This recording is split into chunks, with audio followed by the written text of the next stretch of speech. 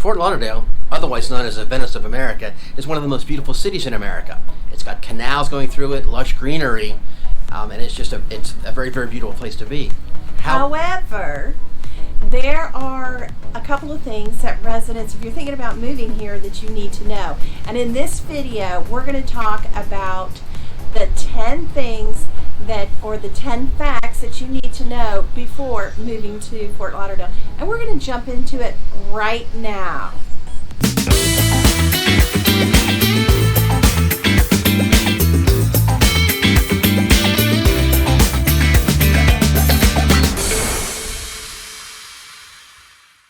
So hey, I'm Kev. And I'm Suze. And we're the Morris Group, and this is Living in Fort Lauderdale with Kev and Suze. And anything that you ever wanted to know about living, working, playing, eating, drinking, sleeping, and just all around being here at Fort Lauderdale, you need to we'll tell you about it. We'll tell you everything we know. We'll tell you everything that our friends and clients know. And you've come to the right place. You've come to the right place. And you know, we are the folks that actually answer the phone when people call. So if you'd like to text us, email, slip into our download, just go ahead and reach out. We have people calling us all the time wanting to know about Fort Lauderdale and the surrounding areas. And if this is for you, give us a ring and reach out and we'll get in touch with you.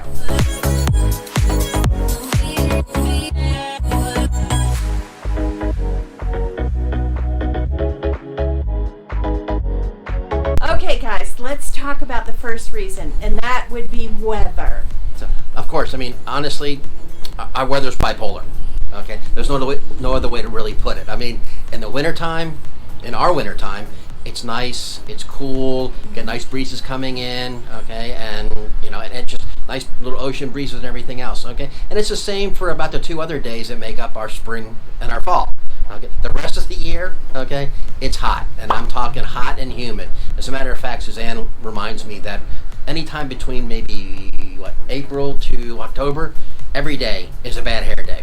As a matter of fact, while we're out, including today. Including today. As a matter of fact, we're out right now, doing on our video. Okay, we showed up. It was sunny, nice and breezy, sunny. We ran into a little bit of rainstorm. Went and found a little bit of a cover underneath. Nice little gazebo. Nice little gazebo here. Okay, and you know what? We're going to sit here and wait because in about 10 or 15 minutes, it'll change again. So definitely, weather is one of the things that you need to be cognizant of. Now, right, and with us doing that is just keeping it real. Exactly. So the other thing is that in kind of in conjunction with the weather. Okay, let's talk about something else. Okay, and we just experienced it. Let's talk about hurricanes. Okay, yes. Everybody knows about it. Everybody's heard about it. Well, it's been all over the national It's been all over the news. I mean, we had Nicole come through last week. Mm-hmm. Okay, we had Ian come through a couple weeks ago. Okay, so hurricanes, they are a very real part of the weather down here. Oh yeah, why don't we tell them what happens? It's the flooding. It's basically, we've been fortunate in that for the last couple ones that come through, we kind of get what they call the trailing edge of the hurricanes, and what we really end up getting is we get a lot of wind and a lot of rain, but we get it for a shorter period of time. But what ends up happening is we end up getting a lot of flooding. Okay, now in conjunction with what's going on, we just had kind of the perfect storm, if you will, is that in conjunction with Nicole coming through and bringing in some storm surge in the water, we also had what is known as a king tide, right? Which actually causes the tides themselves to get a little bit higher, so the flooding was a little bit more. Oh yeah, and the other thing is we usually have that many hurricanes in November. That's true. And that was very unusual as well. So again, just something you guys got to keep in mind. You got to be aware of when you're going through it. But trust us, down here we've been through a number of them. Everybody knows what to do. Everybody knows where to go. Everybody's prepared. But just again, keep it in mind. Oh, and then the locals, what do they like to do? Have a hurricane party. Yeah. I mean, what else are you going to do? Sometimes you don't even have electricity. So, what else is there to do? This is true. Okay, Kevin, let's talk about the next reason, and that's going to be transportation. Well, actually, transportation is kind of a wide thing. So we'll talk about the traffic aspect of it right now. Okay? Traffic, I mean, there's no other way to say it. Traffic down here, depending upon time of day and time of year. In South Florida, in South Florida here, traffic can be a real bear. I mean, keep in mind, we are right on the beach. Okay, so in order for folks to get from the mainland out to some of the barrier islands, which is where the beaches are, okay, in order to get from the mainland out to some of the barrier islands, you have to go over a couple of drawbridges. Okay, drawbridges, some of them go up once every hour, some go up once every 15 minutes, causing all kinds of traffic issues. The other thing about traffic is, let's face it, very few people who live here are actually from here, hon.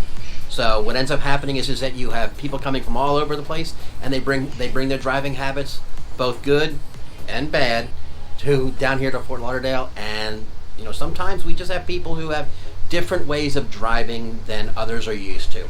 Well, why don't you give us an example? What do you mean different ways of driving? Well, here's an example. We're out driving around today, okay? And if you're not keeping an eye on things, you'll find somebody who decides they want to make a right turn from a left lane 3 lanes away. Okay, and they don't bother to look to see who's beside them. They just basically turn the wheel and hit the gas. Or we've also seen it where they've made a spontaneous U-turn. And it's like, wow. This is true. This is very true. Traffic can be bad. The other thing is that kind of as a result of storms that we get and things that are going on, we do get some road damage, and roads are constantly being repaired and constantly being fixed, which is a good thing. However, those beautiful orange cones that are everywhere. Oh yeah, of course. And I think some folks think that they're slalom cones and try to go around them, but that's just me. But I mean, a road that's going one way one day could very easily turn around and go another way, or it could be closed another day. Well, so yeah, figure. Gotta keep that in mind. The other thing is that during the high season, which we're in right now, the holiday season, actually from November through probably April or May, okay, a lot of folks come down here from other parts of the country and other parts of the world. Okay. Well, yeah. Why wouldn't you want to come down to South Florida and Fort Lauderdale in particular to see all the beautiful sights and experience the beautiful city? What this does is increases the number of cars on the road, increases the number of people getting around. So you'll find that parking becomes more difficult, the roads become more crowded. Well, yeah, it gets a little bit more congested. So traffic does become is something that you need to consider. Now, for us coming from Northeast Georgia, used to driving in Atlanta traffic, okay, it was we just take it with a grain of salt. Some folks that we know that have come down from other areas of the country, basically they throw their hands up and they throw their hands in the air and they almost run screaming into the night. No, I'm only kidding. No, I mean, for us it's not that bad, but everybody has a different stress level, so it's really up to you. True. Alligators, iguanas, and snakes. Oh my! So in Fort Lauderdale, we have alligators, iguanas, and snakes, and none of them are actually indigenous to this area. They've all been brought in, but they make up a very significant population, wildlife population down here. We have iguanas that are all over the place, in trees, in the road. They're out on the golf courses. Some of them are even bigger than our little Buford. He's 6 pounds. This is true. They're basically. I mean, everybody knows that Florida has gators. I mean, they have the gators up in Gainesville, University of Florida Gators. Okay, but there are gators down here, and they inhabit pretty much any body of water that's not swiftly moving. I mean, you can see them in lakes, you can see them in ponds. Sometimes you can even see them in canals. I mean, and once in a while they might pop up in a pool, so that's something that you have to be careful of. So and snakes. I mean, again, we have some indigenous snakes down here, but a lot of the snakes that we see, boas and pythons, that are let go into the Everglades, okay, because there's really no natural predator for them. They grow to be very, very, very big. In fact, one of the things that we saw when we took an Everglades airboat ride, some relatives last year. I mean, Coopertown. From the Coopertown boat rides, those guys were great, by the way. Thanks again for showing us a wonderful, wonderful time. We saw some 6 and 7 and some 10-foot boas and pythons down there that were in the wild, not just the ones that they've actually caught and they kind of keep around to show everybody so that you can pet it. I mean, who would want to pet a snake? Well, I wasn't there to see those. No, that's for sure. But and I'm not really that into petting a snake. But I mean, you can see them sitting out there, so they're really not. I mean, they are down here. Okay, well, they're in South Florida. However, you went out to look for them. That's something different. True. Now, I also have a friend who had quite a bit of iguanas at her home. And out in her garden she had just planted, and she had called a service because there were so many iguanas and that they lay their eggs, and she had to have a critter service come out and help with the removal of the iguanas around her home because it was just eating absolutely everything. And then another funny thing is that on the odd occurrences where we experience temperatures that dip down into the low 50s and the high 40s, iguanas are reptiles, so they have a very, very different metabolism than most other animals down here. And if it gets too cold, the iguana's metabolisms go dormant. And I kid you not, we've actually seen instances where iguanas have fallen out of the trees. They're not dead, they don't get hurt, they basically just fall out, and once they hit the ground and warm up, okay, then they scurry off on their own little way. So, and then when there's a warm spell, you'll see them all out. So, or after big rain, you can see them out. You can see them out on the golf courses. So another thing you need to deal with, okay, contractors. Now, I'm not saying that there aren't reputable contractors. There are a lot of them. Well, I mean, obviously are. There obviously there are. So, but one of the things you're going to run into down here, okay, in a lot of places where anybody who's got a hammer and a saw actually thinks themselves as contractors. Now, where we're from, up in Georgia, okay, the permit process and contractors, everything was a lot different. So it was kind of a rude awakening for us coming down here. So maybe what you're saying is you really do have to do your due diligence and check out the contractor and really do your research. Right. We call it LBI, licensed, bonded, and insured. If your contractor can't show you their license, that they're bonded, and that they're insured, okay, then they're not a contractor, at least not from our perspective. Yeah, because you don't want to be left hanging and someone come in and work on your job and then they just disappear. You know, honey, remember that one client of ours that was trying to sell her condo and she had the guy come out to basically redo the floor? Yes. And it was around Christmas time, and she just wanted everything redone, so she went out and talked to a few people, and then somebody recommended somebody who knew somebody, or a friend of a friend, or somebody's cousin's brother or sister's aunt. I'm not 100% sure. Anyhow, she went ahead and got into an agreement with them, entered into a contract with the contractor, okay, to have them replace the floor. Now, she was in a condo, and as a result of that, she needed to get condo approval, which the contractor said that he would do for her. Okay, and he also said that he would take care of any permits that were required. Unfortunately, he did neither. So, but anyhow, he went ahead and got started and peeled up all the old flooring, which was fine. Okay, but what he also started doing was cutting into the actual concrete slab. Okay, which causes a big problem because the slab is actually not only does it make up the flooring for the ground floor unit that she was in, but it also helps to provide support and strength for the condo itself.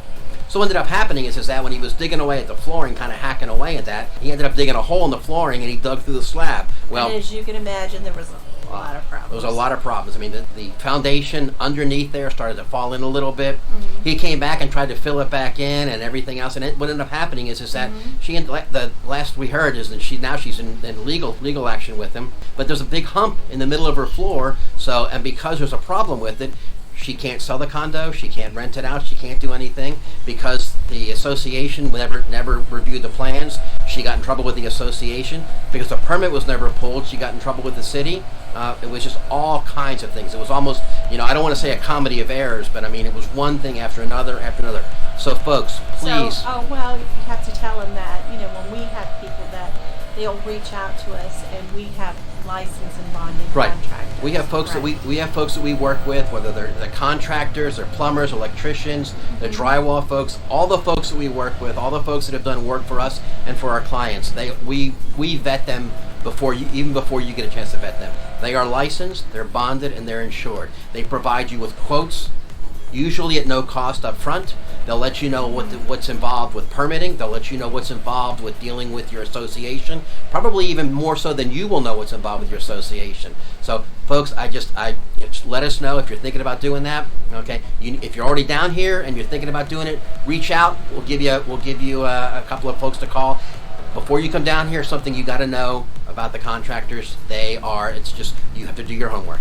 There's actually more wildlife. So we told you a little bit about the iguanas and the snakes and the alligators, but a couple of animals have come up. So back in the 40s, there was a lab down here that had a number of monkeys that they were doing kind of testing on and stuff like that, little vervet monkeys, okay? And something happened with the lab, somebody left a door unlocked, whatever else. So somehow, some way, about 40 of them got out, and they live in a little area, just in an area called Dania Beach, actually very, very close to the airport down here, Fort Lauderdale Hollywood International Airport down here. Okay, and you can see them sometimes, and you can hear them a lot more frequently if you're down in that area. So, and they've actually they've actually become something of a Tourist, of a tourist attraction. Yeah, exactly. Yeah. It's kind of a cool thing. The other thing is that we heard recently that there have been some sightings of some small brown bear down around here in Fort Lauderdale. No, it's not very often. It's not very often, but it's something that you need to be aware of, especially if you're from a part of the country that where bear doesn't really, where you really don't have to worry about it. It's just something you need to know. The other thing is that, what else did you say, honey? Those Panthers? Florida Panther? I mean, other than their hockey team. Yeah. And of course we've got the typical horrendous bugs. We've got the insects and the bugs and everything else. But yeah, I mean, it's just recent. If you're sweet like me, I don't get bitten, but you always get bitten. Well, I get munched. They love me. They just munch me. So it just, again, keep in mind there's all kinds of wildlife in Fort Lauderdale, and you need to keep that in mind when you visit Fort Lauderdale in South Florida. Okay, Kev, let's talk about the high cost of insurance. It's been all over the national news. Everybody has heard about it. What's going and why have we had these changes? And what's going down? It's kind of a cause and effect, what's happening with the insurance company. Insurance companies in Florida, and most specifically down in Fort Lauderdale, or most specifically here in Fort Lauderdale, have run into something of a conundrum.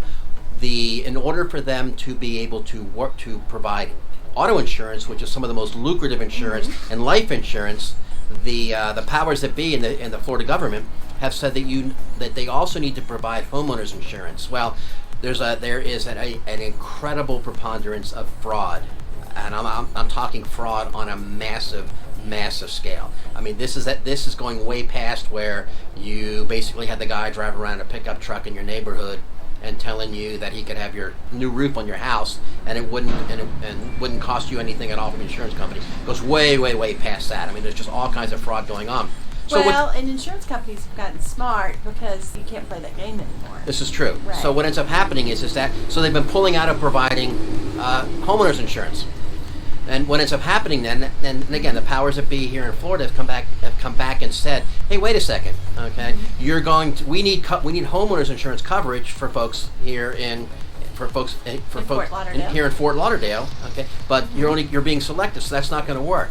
So what ends up happening is that in order for them to be able to offer homeowners insurance, and so that they can capitalize on the auto insurance and life insurance business, which is far more lucrative and far less as such far less costly, they have to increase the rates that they charge for homeowners insurance. Let me give an example of how significant this can be.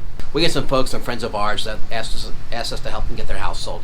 Beautiful house up in Coral Springs, absolutely gorgeous house. Got the house sold, everything was great. The folks that bought the house had come from, ironically enough, an area in Georgia very very close to where we were.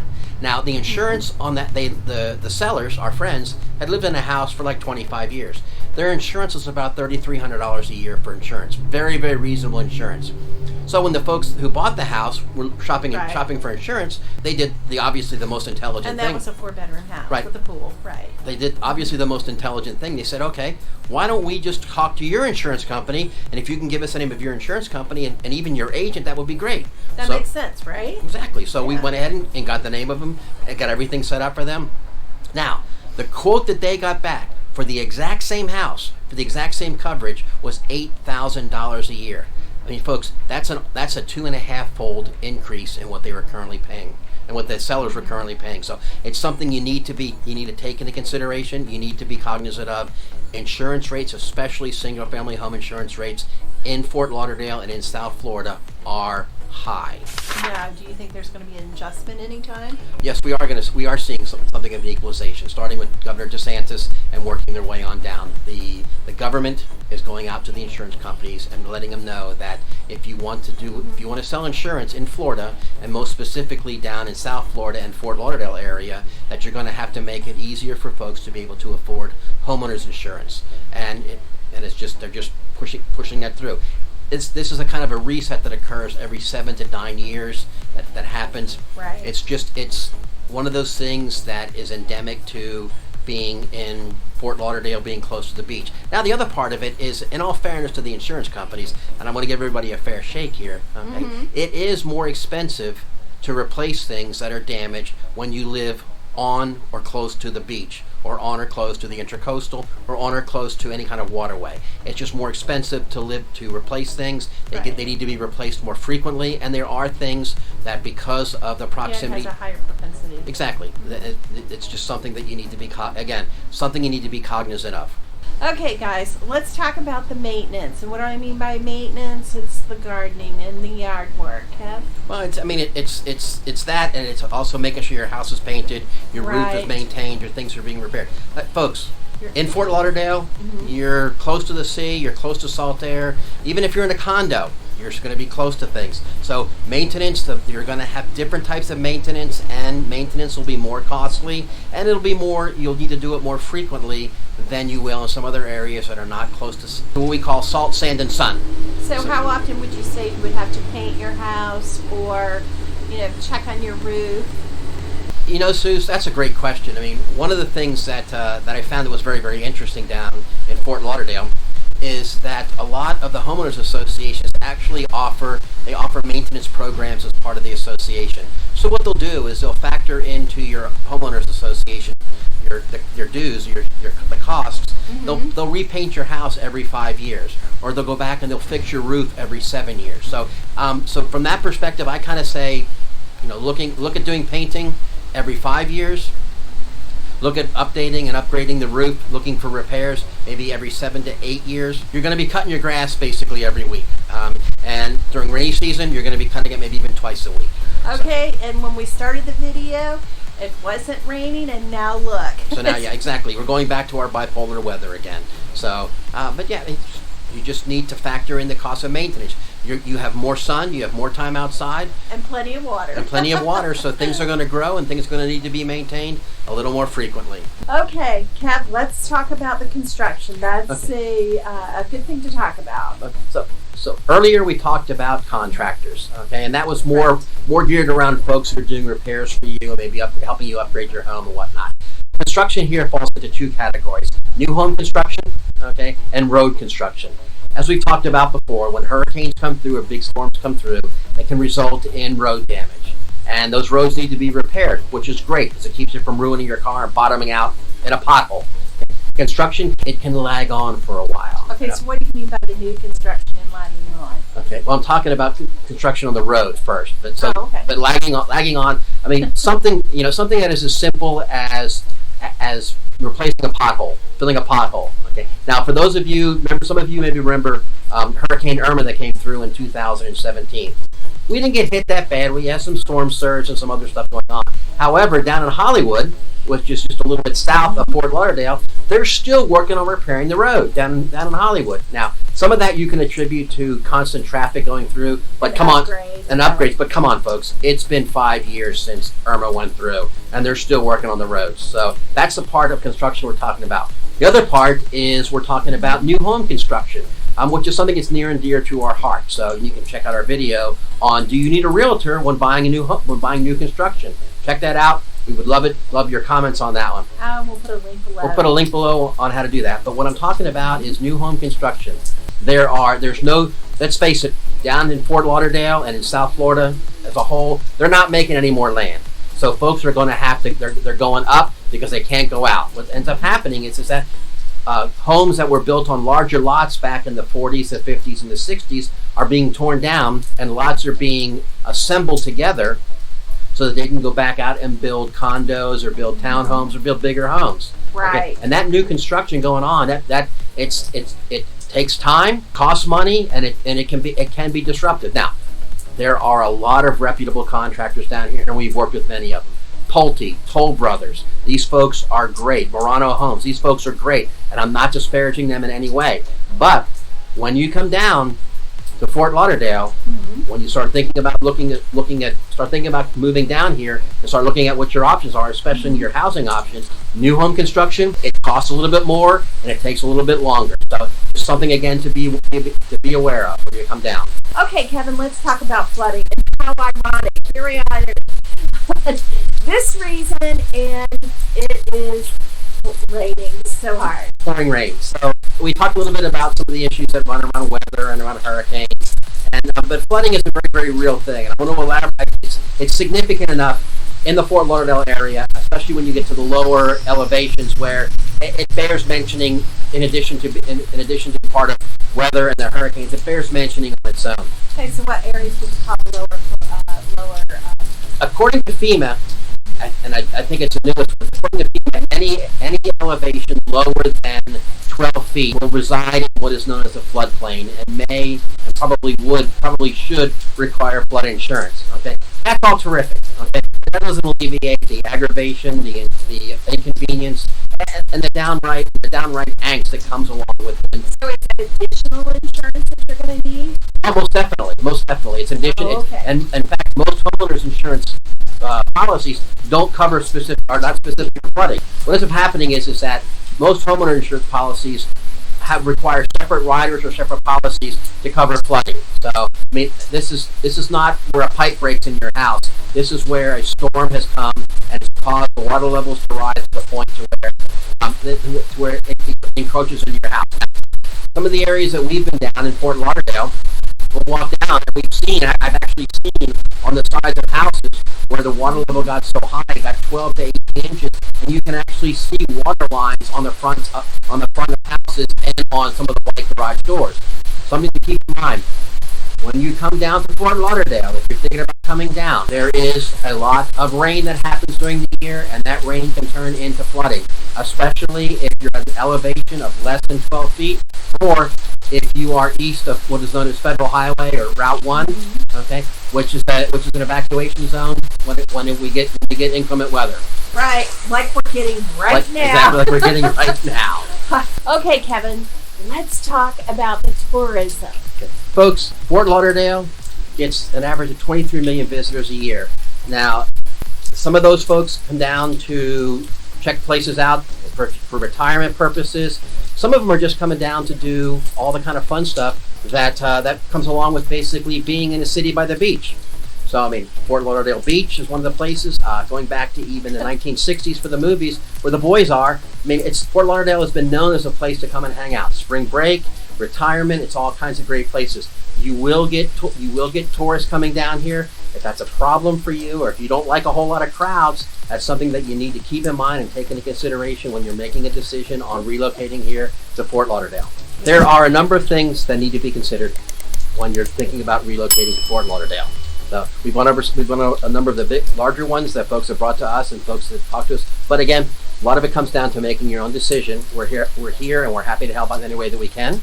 Oh, yeah, and just reach out to us. And if you get any use out of this video, please share it with somebody who's thinking about moving to Fort Lauderdale. And check out our video library on Fort Lauderdale and the surrounding areas. And give us a like, DM us, reach out to us. And hit the subscribe button so everybody else will know when we drop a new video. Okay, until next time.